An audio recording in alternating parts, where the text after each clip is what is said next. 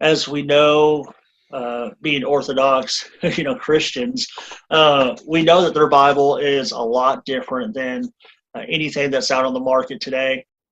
I guess really any other Bible that's being published. So, like, I usually use the King James Bible. Their Bible has different stuff in it, but even between, like, let's say a King James Bible and like an NIV or an ESV, I mean, a lot of those, you're going to find all those core doctrines there. And if you compare all of those to the New World Translation, there's some big time changes that no other Bible has in them. So one example is John 1:1. In the beginning was the Word, and the Word was with God, and the Word was God. So in the New World Translation, it says, instead of the Word was God in John 1:1, it says the Word was a God. And that does take away, from the deity of Christ. I was wondering, when I was doing my research, I did come across a couple articles. Can't really find a whole lot on the Bible translation. And the reason they did it is where I found kind of the controversy.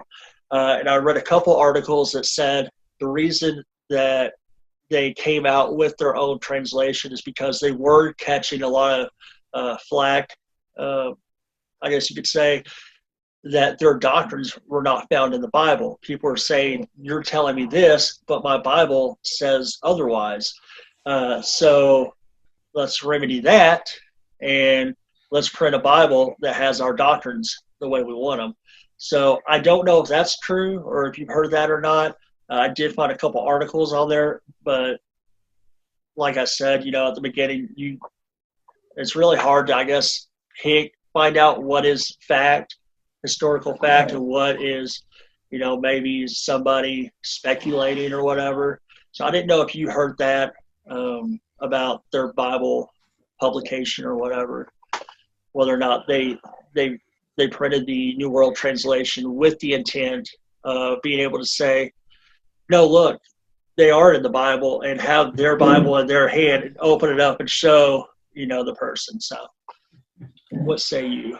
That's like asking the question of, did Joseph Smith write the Book of Mormon to try to prove the Mormon Church? That's a hard one.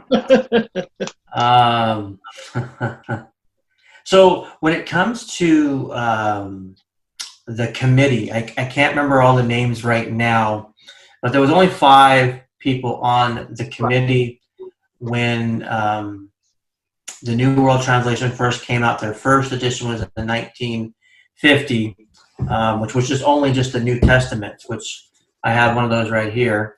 Now, most Bibles, even when you open up a Bible, you're not going to see who the translators are and all that, right? But I just want to make sure that the audience can see this here, that this is the authentic thing, right? Oh, yeah.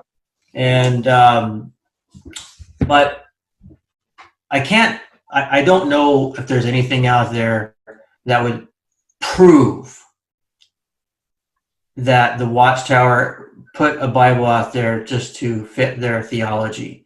But I'm sure there's some substance to that. Okay. One of the things with the Watchtower from the start is they obviously call themselves Jehovah's Witnesses, right? Right. Now, originally, they were not known as Jehovah's Witnesses. That name came in 1931. Okay. Originally, they were known as what's called the Bible Students or International Bible Dawn Students. They had some different names.